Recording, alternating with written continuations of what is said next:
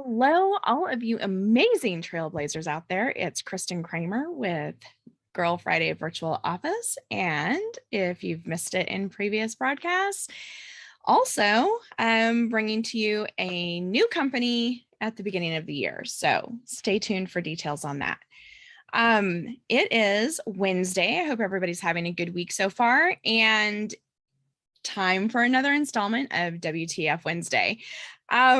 So on Monday, we talked a little bit about trying to identify and get some clarity around what we want by looking at what we don't want. So taking a look at what's happening in our day-to-day activity, how we feel at the end of each of those days. And hopefully you've been doing that. You should be at least 2 days into it and tracking how you feel at the end of each of your days. If you feel as though you're accomplishing a lot and making progress on your goals and things that you need to get done, or if you're not. And identifying if you're scoring yourself a 1, 2, or a 3, what's causing you to score yourself as a 1, 2, or 3 on, a scale of 1 to 5 on how accomplished you feel at the end of each day. So 2 days in, now we're on our third day. We're right in the middle of the day if you're here stateside and in the central time zone like myself. So still plenty of time in the week to, get some traction and make some headway on the things that you need to accomplish this week. Of course, we're heading into the holidays, so that adds a whole nother layer of complexity to our days and managing all of the many things that we need to get done and want to accomplish by the end of the year. Of course, I've always sort of bucked against the system of setting goals at the end of each year and then having resolutions at the beginning of the year, because really in my mind, that's always an ongoing process where, we don't always, but we should be sort of taking inventory of where are we in relationship to where we want to be and what adjustments do we need to make so that we can either, propel ourselves in the direction we're going faster and more efficiently, or recognize that maybe we're a little off track and we need to nudge ourselves back into the other, back onto the pathway.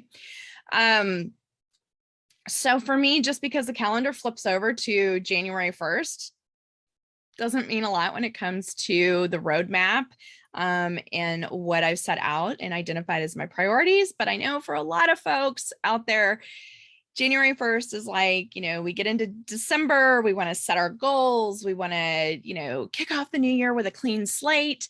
And of course, I would encourage you to do that if you find that you've really been struggling, or if you've been doing really well. I know a lot of folks have been doing really well this last year, and you're looking for what is the next evolution in your business? What's the next step up for you as a business owner and for your business, and what you're offering as a journey for your clients. So I'd love to know how it's been going this week with your evaluation of sort of how accomplished you feel, and also how well it's working for you, and sort of working backwards and looking at the antithesis of what you want. So like I mentioned on Monday, I don't think I'm an overly negative person necessarily. I think, unfortunately, I'm more in the realist bucket, whatever that means for folks, but I just tell it like I see it. And, there are certainly things that, I would like to do differently going into this next new year, things that I want to implement in my business. And so sometimes it's really hard to pinpoint exactly what I want, right? In behavior, especially in habits. And for me, it's always easier to sort of start with a list of what I don't want, or what I feel is creating more chaos and stress. And then from that, I can look at, okay, well, if, 15-minute discovery calls, for example, like I'm about ready to chuck that in the bucket. So Friday, you might hear me talk about that. But, for me, it's a constant struggle. So the question becomes, do I continue swimming upstream with that process? Do I continue, trying to shove a square peg into a circle hole? Or do I just accept the fact that for me, when I'm talking to a potential client or a colleague in my space, or someone that has caught my attention with what they're saying and what they're doing, and I want to learn more and understand more about what they're doing, and look for synergies in our company, or just learn from one another as entrepreneur to entrepreneur. There's a lot to be said for just having collaborative conversations. So if that's my style and that's the way I work in a conversation, then trying to shove my style and process into this compressed 15-minute conversation, I'm not saying it's not possible, and lots of people do it very successfully, but it feels so transactional to me. And so that doesn't align with me very well. And then,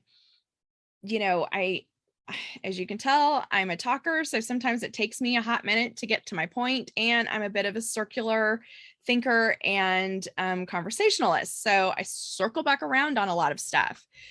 And I am getting better at that. Not that this broadcast would show that to you, but, to try and compress what is normally a 45-minute conversation when I'm speaking to somebody that I'm meeting for the first time, and I'm trying to understand sort of what their business is, what are their core values in their business, how do they operate, and what are they struggling with? Where might I be of the most service to them? 15 minutes does not give me enough time to do those things. And those items, those points of conversation are very important for me because, sometimes you're just not a good fit for people. And vice versa. Sometimes I'm not going to be a good fit for them. And I don't think you can really figure that out in 15 minutes. I mean, sometimes you can, sometimes you right out of the gate, there's just a complete mismatch. But, for me, I need a little bit better understanding than what I'm able to obtain from someone in 15 minutes. But for those of you who are rocking a 15-minute discovery call, go you. I am just insanely jealous that you can pull it off successfully. It's just not something that I do well. So that's something I've been working on. And again, the question is, do I continue to beat my head against that wall and, try to become, someone that can excel at having that type of discovery call? Or do I just accept the fact that that's just not me, and it's not where I'm going to thrive and excel, as a professional? And so then I look at, okay, maybe I come up with a standardized format with which to have those conversations so that I stay more on point. And the conversation, even though they are great conversations that I'm having with you folks, but let's face it, you've got things to do too. So in respect of my time, and most importantly, in respect of your time, I don't want to keep you on the phone all day, even if we're having a great conversation. So, and I hear all the sales coaches back there going, that's not really the point of a discovery call. So I get it. I know all the arguments for it, but again, it's about square peg, circle hole.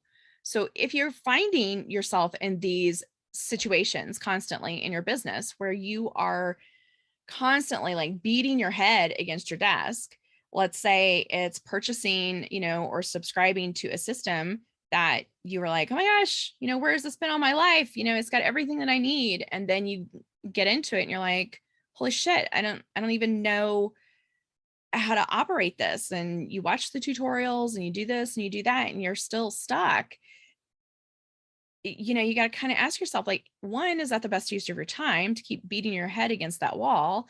And two, would you be better served to outsource that to somebody that operates in that space all the time so that you can focus on things that are more important and a higher priority, such as client relationships, right? Getting out there, talking to people, networking, following up, delivering, all of those things. So that's really what we're talking about this week is, are you consistently taking this square peg and trying to force it through a circle hole? Are you constantly in the canoe, with no oars and trying to paddle upstream with your hands in the water? And if that's the case, there is a better way. There's a better way. So the way you figure that out, though, is you've got to understand where you're doing that to yourself. And I guarantee that if you look at, I feel like I'm pulled in a million different directions, and you really start to drill down on that, you need to look at the specific things that are causing that. So I feel like I'm being pulled in a million different directions is a symptom of something else that you're doing or you're allowing in your day-to-day world. So you have to look at what is causing the symptom.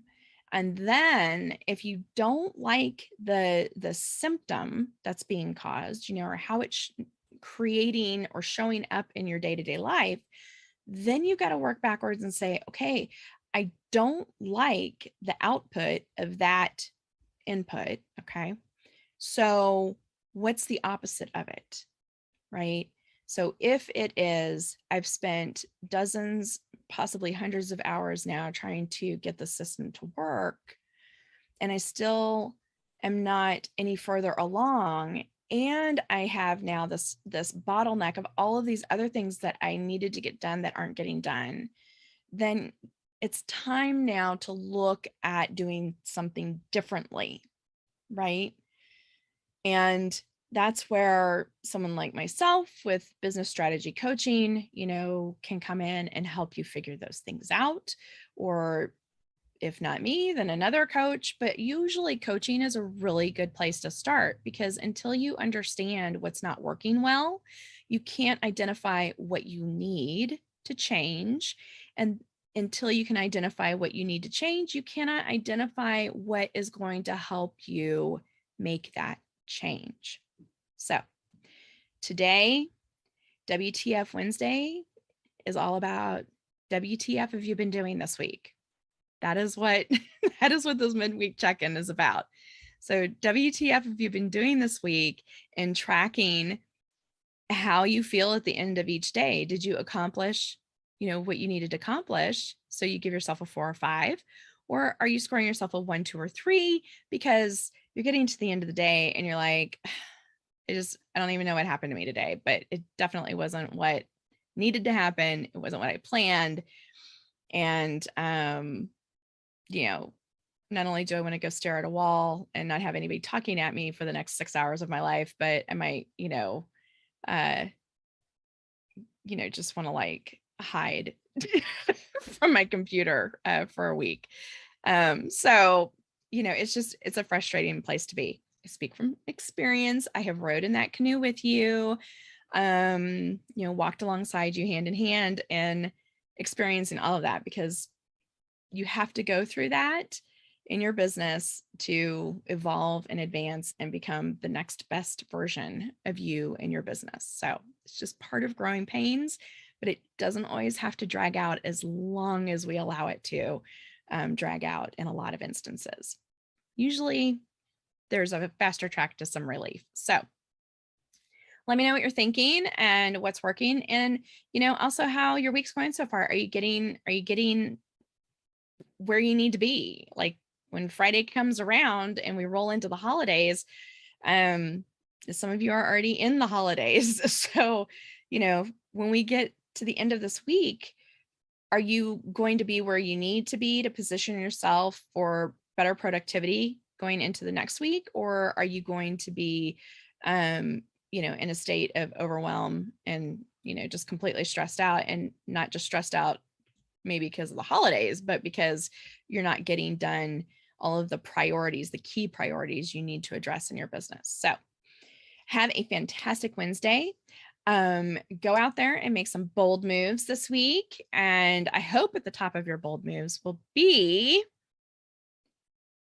addressing your key priorities and kicking overwhelm to the curb. Let's do things better. And that way we can make even bolder moves next week. I will talk to you guys later. Have a fantastic afternoon.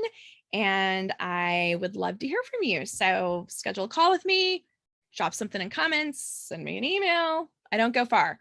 And go out there, dare to dream big, make some bold moves. And I'll see you on Friday for Chuck It in the Fuck It Bucket Friday.